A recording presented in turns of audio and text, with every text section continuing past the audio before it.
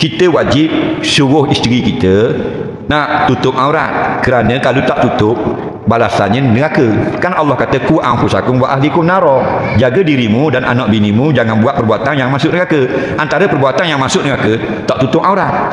Maka bukan makna bila kita kahwin je semua kita tanggung. Jauh. Dua perkara saja kita, bukan maksud tanggung ni. Maknanya bini kita berdosa, kita berdosa juga. Dua perkara saja. Yang pertama kita suruh. Maka kita berdosa juga, dia pun berdosa. Yang kedua kita tak suruh, kita tak larang, pun kita berdosa juga. Faham lagi? Contoh yang pertama kita suruh. Mana? Yang mana ni makan dinner ni, so makan duduk orang kali. Pasal bini menteri dah akan duduk. Dua, dia tak suruh, tapi tak larang. Nampak? Bini pakai seluar ketat, seluar jin. Suami tu tak larang. Padahal wajib dia larang. Maka bila gitu, isteri keluar je orang nampak, isteri tu berdosa, suami pun sama dosa.